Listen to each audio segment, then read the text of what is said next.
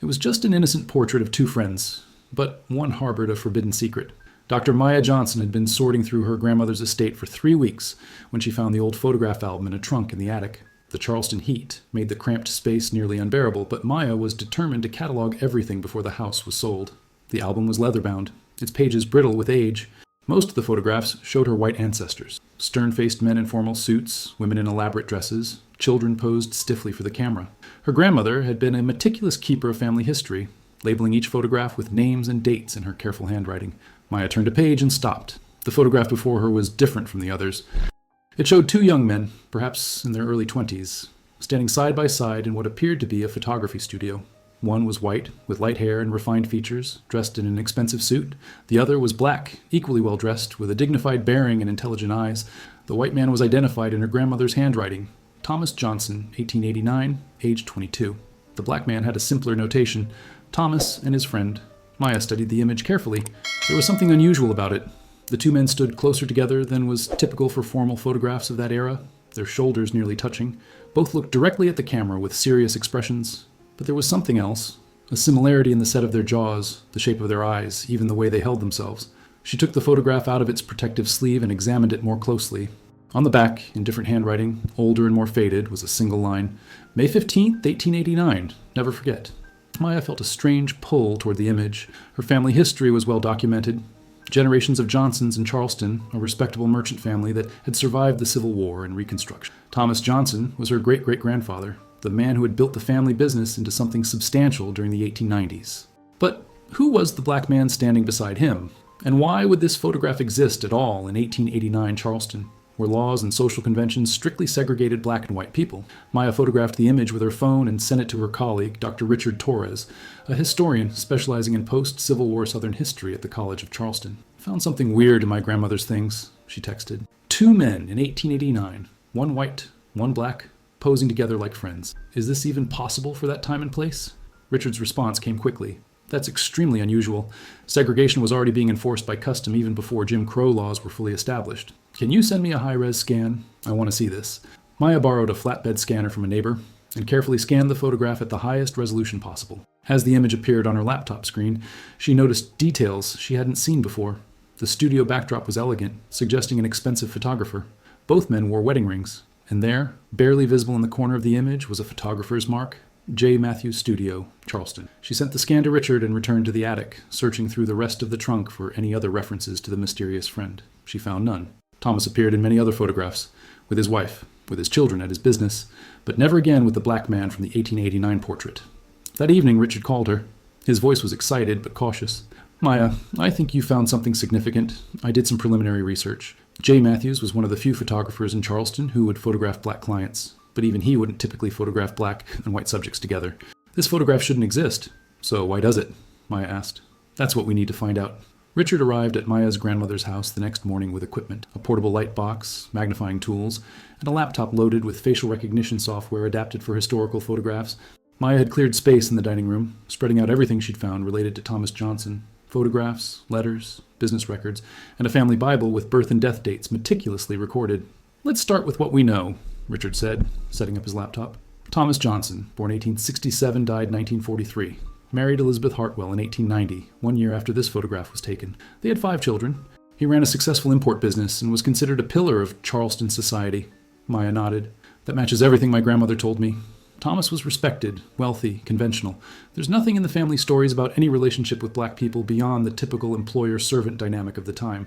Which makes this photograph even stranger," Richard said. He uploaded the high-resolution scan to his computer and began running it through analysis software. Modern facial recognition can identify similarities in bone structure, facial proportions, and other features. If we can find out who this other man was, we might understand the relationship. While the software processed the image, Maya searched through the family Bible. The entries were straightforward. Thomas's birth in 1867 to Robert Johnson and Mary Johnson. His siblings, Catherine, born 1869, and William, born 1871. His marriage, his children's births, his parents' deaths. Nothing unusual, nothing hidden. But then Maya noticed something, Next to Robert Johnson's death date in 1895, someone had made a small mark in pencil, so faint it was barely visible. She held the page up to the light. The mark looked like it might have been the start of a word, then erased. "Richard, look at this." He examined the page carefully. Someone started to write something and then decided against it. Can you see what it might have said? Maya got her phone and used the flashlight function, angling it across the page. The indentations in the paper became slightly more visible. It looks like 2? Or maybe twin? Twin? Richard looked up sharply. That would be significant. Let me check the facial recognition results. The software had finished its analysis. Richard pulled up the comparison screen, which showed detailed measurements of facial features from both men in the photograph. Look at this, he said, his voice tight with excitement. The distance between the eyes, the ratio of nose width to face width, the angle of the jaw. These measurements are remarkably similar. Not identical, which would be expected even in twins, but much more similar than you'd find in unrelated individuals. They're related, Maya said slowly. They have to be. Not just related. Look at these markers. Richard pointed to specific measurements highlighted by the software. These similarities suggest a very close relationship. Brothers, most likely, possibly half-brothers if one parent was different. Maya sat down, her mind racing. Thomas had 2 siblings listed in the family Bible, Catherine and William. There's no mention of any other brother. Not in the official record, Richard said carefully. But if this man was Thomas's half-brother and if his mother was black, he wouldn't have been recorded in the White family's Bible. He would have been erased from the official history entirely. They sat in silence for a moment, the implications settling over them. If this was true, Thomas Johnson's father had a relationship with a black woman that produced a son. In the 1860s, South, during or immediately after slavery, such relationships were not uncommon, but they were never acknowledged publicly. The children from such unions lived in a different world, denied their paternity, their inheritance, and their place in the family. We need to find out who he was, Maya said. This man in the photograph. He had a name, a life. If he was my ancestor too, I need to know. Richard nodded. I'll start with Charleston records, birth certificates, church registries, census data. If he lived in Charleston, there should be some trace of him. And I'll keep going through my grandmother's things, Maya added. If she kept this photograph, maybe she kept other evidence too. Richard spent 2 days at the South Carolina Historical Society, combing through records from the 1860s and 1870s. He started with Robert Johnson, Thomas's father, trying to piece together his life during the Civil War and Reconstruction. Robert Johnson had been a merchant in Charleston, dealing in textiles and imported goods. He'd been too old to serve in the Confederate Army, but had profited considerably from wartime trade. After the war, he'd adapted quickly to the changing economy, maintaining his business despite the South's collapse. In an 1866 city directory, Richard found Robert's business address on King Street, but he also found something else, a property record showing that Robert owned a small house on Cumming Street, in a neighborhood that had become home to freed black people after the war. Richard pulled up tax records for the Cumming Street property. Robert had purchased it in 1867 and maintained it until his death in 1895. The property was listed as rental income, but there were no rental payment records in Robert's business ledgers. He was supporting someone there, Richard muttered to himself. Someone he didn't want publicly connected to his main household. He searched for resident records for the Cumming Street address. In the 1870 census, the house was listed as occupied by Margaret Williams, Negro, age 25, and son James Williams, age 3. James, the same name Maya's grandmother had written next to his friend in faded pencil in a different part of the album. Richard had noticed it during their initial examination. Richard's heart raced as he pulled up more records. Margaret Williams appeared in church registries of the Emmanuel African Methodist Episcopal Church. She was described as a free woman of color who had come to Charleston from rural South Carolina in 1865 at the end of the war, but there was something unusual in her church record. Next to her name, the pastor had noted, "Under protection of RJ. Respect her privacy. RJ Robert Johnson." Richard found more pieces scattered through various records. Margaret had worked as a seamstress, but her income alone couldn't have supported the house she lived in. Medical records from a charity hospital showed that when Margaret fell ill in 1885, her bills were paid by an anonymous benefactor. When she died in 1888, her funeral expenses were covered by the same source. And James Williams, the boy who became the young man in the photograph, had an education that seemed impossible for his circumstances. He appeared in records from Avery Normal Institute, one of the few schools that educated black children in Charleston during Reconstruction. The tuition was expensive, yet James attended from 1875 to 1883. Someone had been paying for his education. Someone had been protecting his mother. Someone had maintained a connection to this family for decades. Richard called Maya with his findings. "I think I've found him. James Williams, born 1867, the same year as Thomas. His mother was Margaret Williams, a free black woman, and all the evidence suggests Robert Johnson was supporting them financially throughout their lives. So James was Thomas's half-brother," Maya said quietly. "Born the same year? They were the same age? It looks that way, and there's more. I found a death certificate for Robert Johnson. The official cause of death was heart failure, but there's a note from his physician suggesting distress of conscience contributed to his decline. I think Robert struggled with the secret he kept. 2 sons, one acknowledged and one hidden. Maya had been doing her own research. I found something too. In my grandmother's papers, there's a letter from Thomas to his wife Elizabeth, dated 1920. He mentions visiting an old friend who's ill and asks Elizabeth to pray for him. The letter is vague, but the tone is deeply emotional. I think he was writing about James. They maintained contact, Richard said. Despite everything, despite the laws, the social pressure, the risk to Thomas's reputation, they stayed connected. Brothers, Maya said.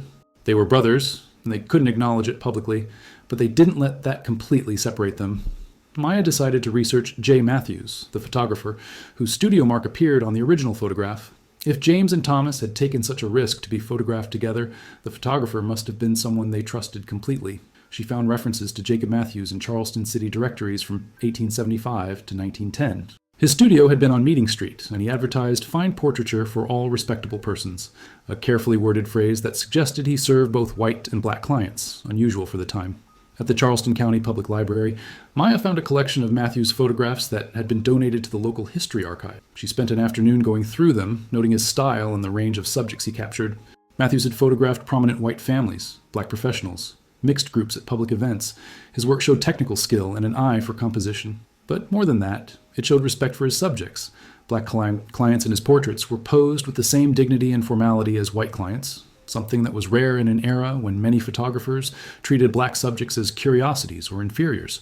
In a box of Matthews' business correspondence, Maya found something remarkable, a letter written in 1889 addressed to a fellow photographer in Atlanta.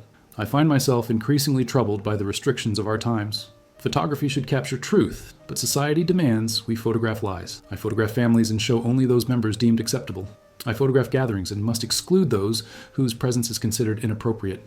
Recently, I was asked by two young men to photograph them together, one white, one colored. They were willing to pay well and take all necessary precautions to keep the photograph private. I agreed, though I knew it violated social convention. When I looked through the camera at them standing together, I saw something that made me profoundly sad. I saw brotherhood. I saw affection. I saw a relationship that should have been celebrated, but instead must be hidden. We have created a society that makes criminals of people whose only crime is love. Maya photographed the letter with trembling hands. Jacob Matthews had known. He had understood what he was documenting. Not just a friendship, but a forbidden familial bond. She found one more document in Matthews' papers, a small receipt book where he logged his clients and fees. On May 15th, 1889, there was an entry. Private sitting, 2 gentlemen, paid in advance, negatives destroyed per agreement. The negatives had been destroyed. The photograph Maya had found was likely the only surviving print, kept secret by Thomas, and passed down through generations of the family who never knew its true significance. Richard arrived at the library as Maya was finishing her research. He'd been following another lead. I found James Williams in the 1900 census, he said. He's listed as a teacher at a colored school. He was married, had 3 children. He lived on the same Cumming Street property where he grew up with his mother. So he stayed in Charleston, Maya said, it near Thomas. Yes, and look at this. Richard showed her a property record. When Robert Johnson died in 1895, the Cumming Street house was supposed to go to Thomas as part of his inheritance, but Thomas immediately transferred ownership to James Williams for $1 and other valuable considerations. He gave his brother the house. He couldn't acknowledge him publicly, but he made sure James had security, Maya said. There's more, Richard continued. I found records of financial transactions between Thomas's business and a small colored school where James taught. Thomas's company made regular donations to the school, donations that were unusually large and consistent. He supported James's work for decades. I found records going all the way to 1935, 8 years before Thomas died. They looked at each other, the full picture beginning to emerge. 2 brothers, separated by race in a society that made their relationship illegal and shameful, had nevertheless maintained a bond throughout their entire lives. They'd done it quietly, carefully, finding ways to support and protect each other despite the enormous barriers between them. We need to find James's descendants, Maya said. If he had children, they deserve to know this story too. Richard posted a query on several genealogy forums and websites focused on African American family history. He included carefully worded information about James Williams, born 1867 in Charleston, mother Margaret Williams, educated at Avery Institute, worked as a teacher, married, had children. Within 3 days, he received a response from a woman named Lorraine Williams Jackson in North Charleston. My great-grandfather was James Williams, her message read. I've been researching our family history for years, but there are gaps I've never been able to fill. My grandfather told stories about how James was educated beyond what seemed possible for the time, and how he always had resources that didn't match his teacher's salary. The family legend was that James had a benefactor, someone who helped him throughout his life, but no one knew who. Could this be related to your research? Maya and Richard met Lorraine at a coffee shop near the College of Charleston.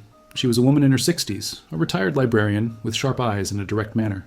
She brought a folder of her own family documents. I've hit walls in my research, Lorraine said, spreading papers across the table. I know James was born in 1867, but I've never found a birth certificate. His mother, Margaret, appears in records suddenly in 1865, but there's no documentation of where she came from before that. And James's education, he went to Avery Institute, which was expensive, but there's no record of who paid. We think we can answer some of those questions, Maya said carefully. But the answer is complicated, and it involves my family.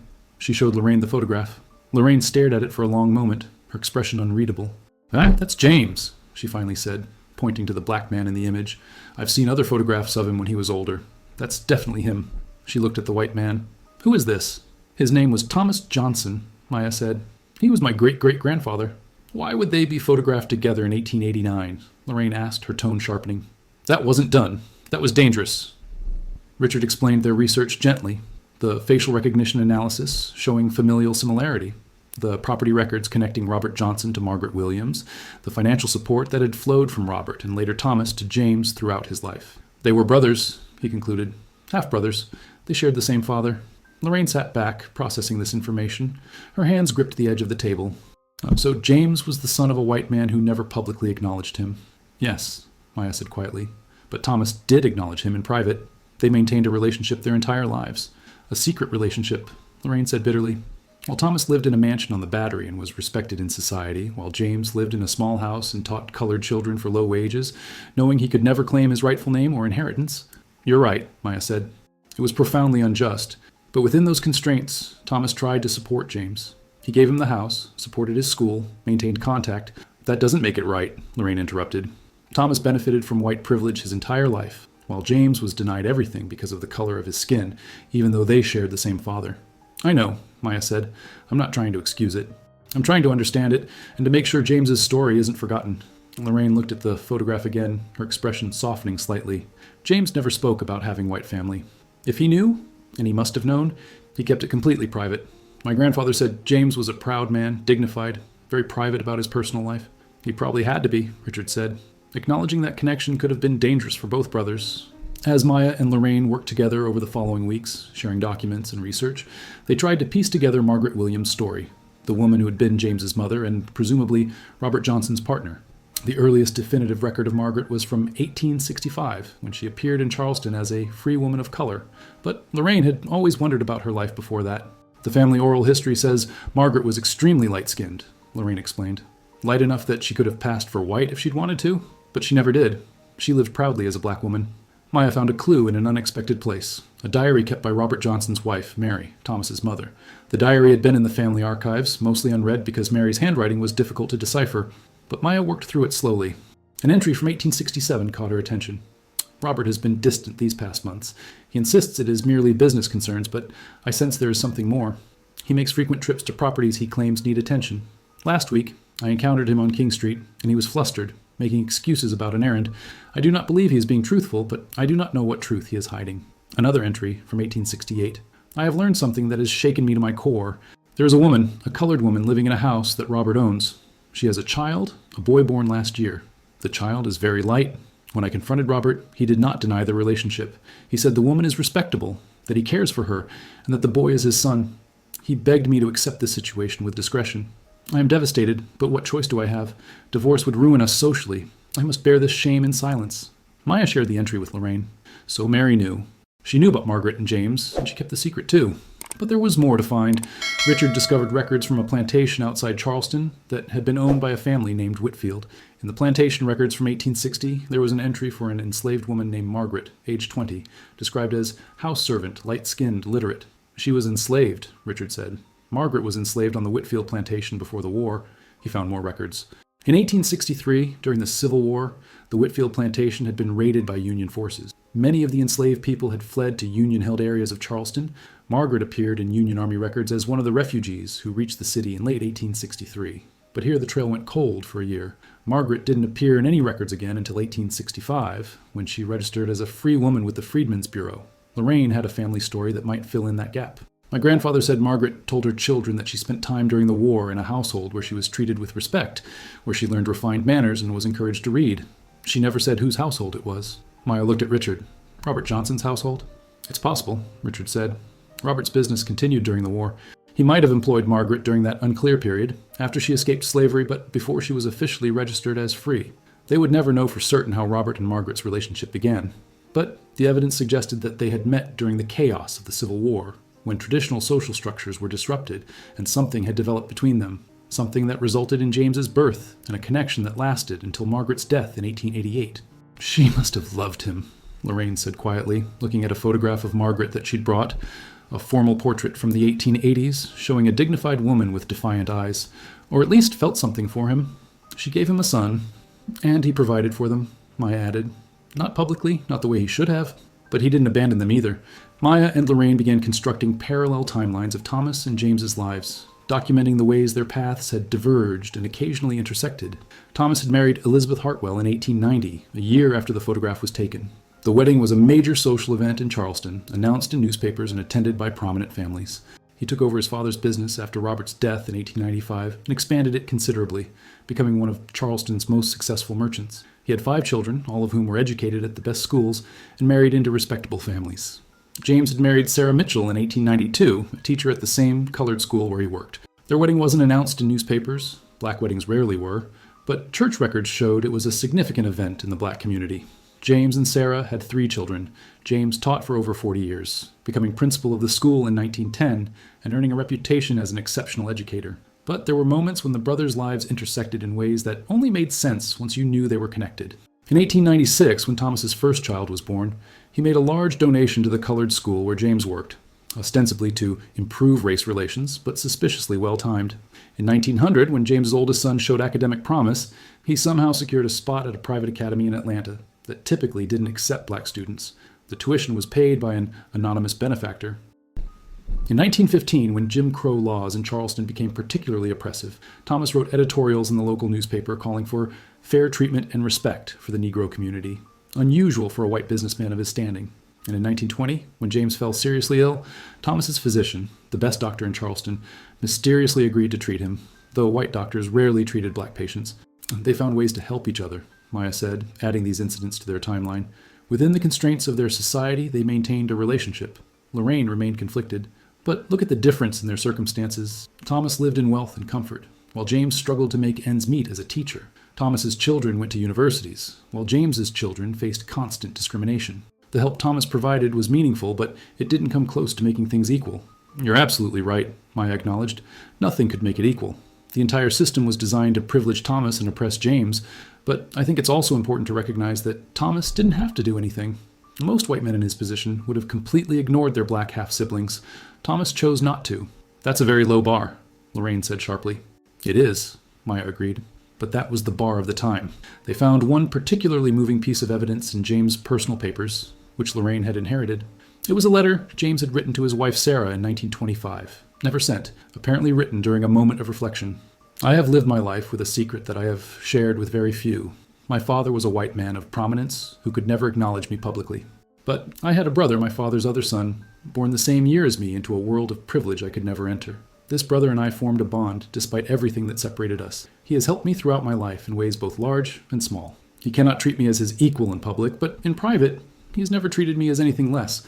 I know this makes me more fortunate than most colored men of my generation. Yet I also know that what should have been a simple brotherly love was made complicated and painful by the color line. When I am gone, I hope someone will understand that we tried, within the limits we faced, to honor the bond between us.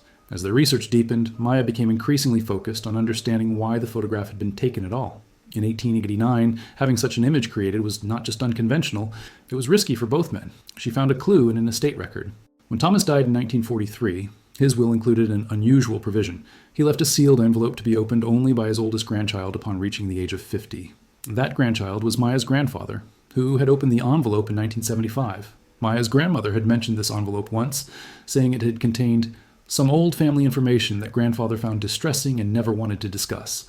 Maya called her Aunt Rebecca, her grandfather's sister.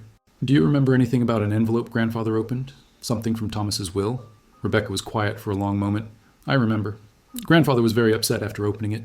He told our father, that would be your great-grandfather, that there were family complications that he hadn't known about. He said Thomas had a brother that the family had never acknowledged. I didn't understand what he meant at the time. This was 1975 and I was young.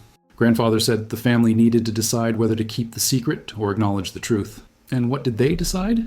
To keep the secret, Rebecca said. Grandfather said it would be too complicated to try to find the other branch of the family, and that bringing it up would only cause pain. So the information was buried again. Do you know what was in the envelope? Grandfather destroyed it. But he told me there was a letter from Thomas explaining everything, and a photograph of Thomas with his brother. He said looking at the photograph had broken his heart because the two men looked so much alike, and yet one had lived in privilege while the other had lived under segregation. The photograph Maya had found wasn't the sealed one from the will. That had been destroyed. This was Thomas's personal copy, the one he'd kept hidden his entire life. Maya shared this information with Richard and Lorraine.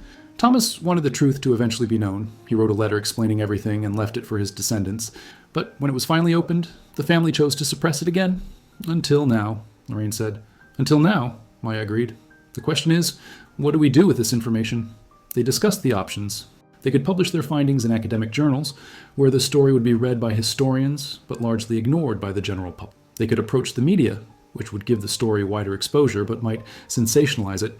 Or they could create a more thoughtful public presentation, perhaps an exhibition that honored both brothers and explored the complexities of family, race, and identity in the Jim Crow South. I think we need to tell this story publicly, Lorraine said. Not for my sake or yours, but for James. He lived his entire life unable to claim his full identity. His children and grandchildren grew up not knowing they were connected to one of Charleston's prominent white families. That knowledge was stolen from them. We can't change the past, but we can restore the truth, Maya nodded. I agree, and I think Thomas would have wanted that too. Why else would he have left that letter? He knew that eventually, someone in the family might have the courage to tell the truth. Richard suggested approaching the Charleston Museum, which had a history of tackling difficult subjects related to race and slavery. They might be interested in hosting an exhibition about the brothers. We have the photograph, the documents, both family trees. We can tell a complete story. The Charleston Museum agreed to host the exhibition, tentatively titled Brothers Divided, A Hidden Family Story in Jim Crow Charleston.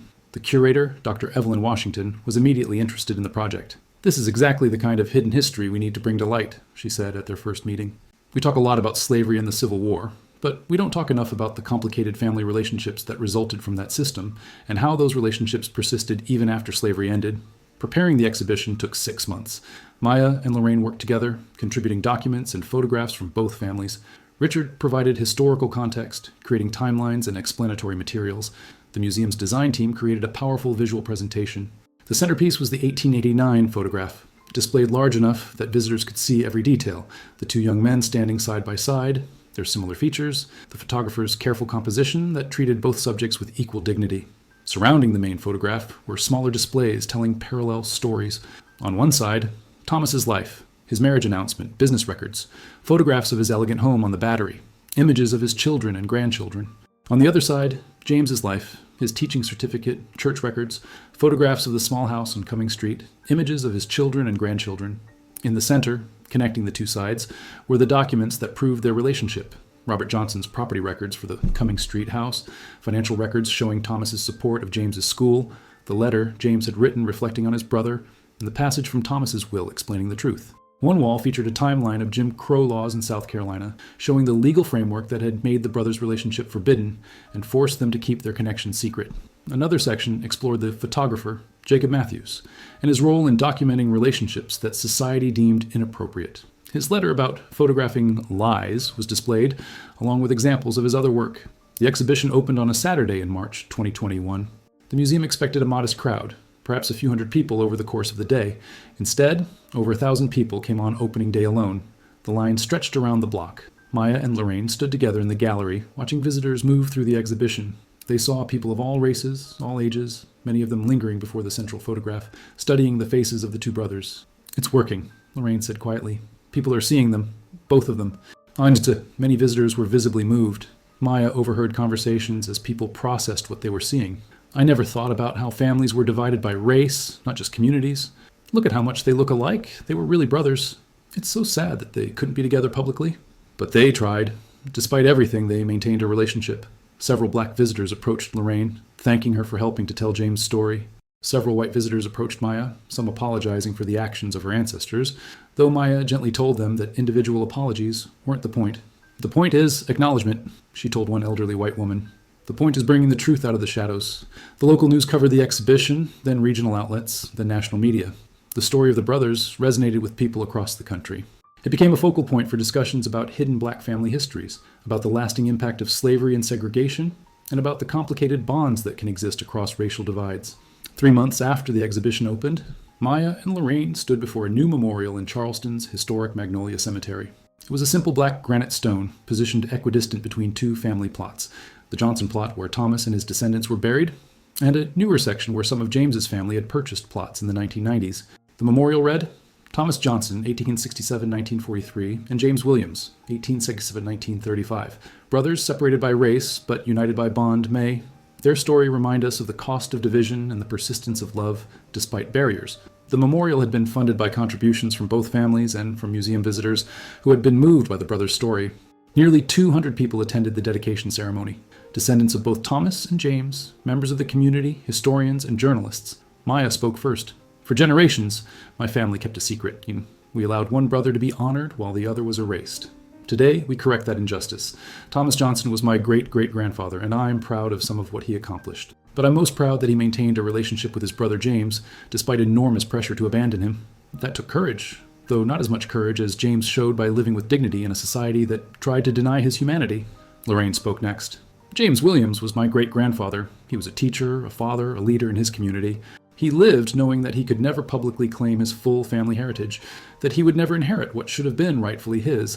But he didn't let that destroy him. He built a life, raised children, educated hundreds of students, and somehow, impossibly, he maintained a relationship with the brother who lived on the other side of the color line. That required strength I can barely imagine.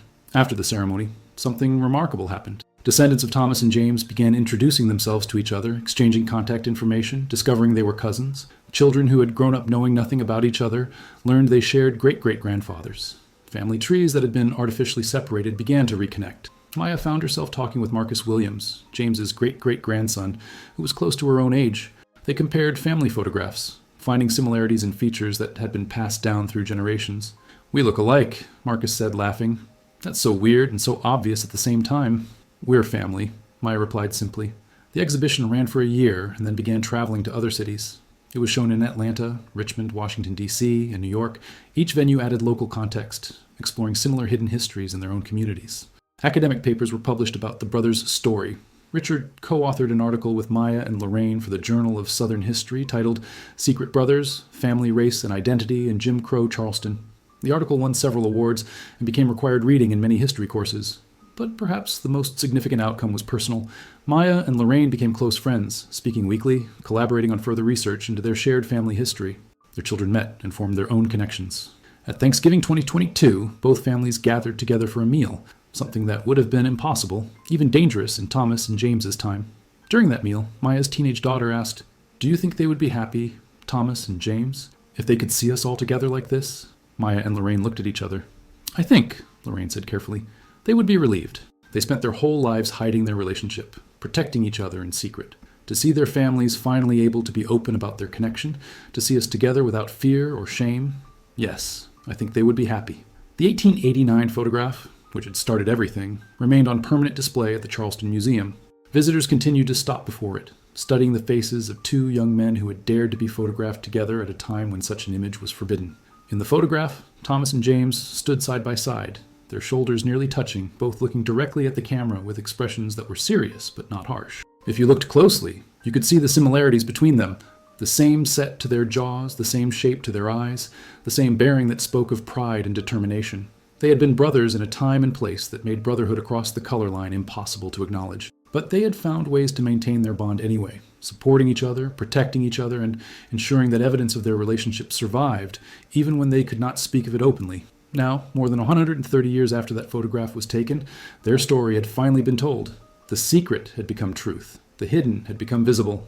And two families, artificially divided by the cruelty of racism, had begun the work of becoming whole.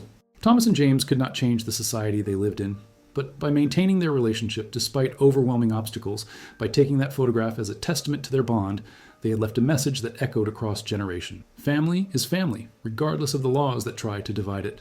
Love persists, even when it must be hidden, and truth, no matter how long buried, eventually finds its way to light.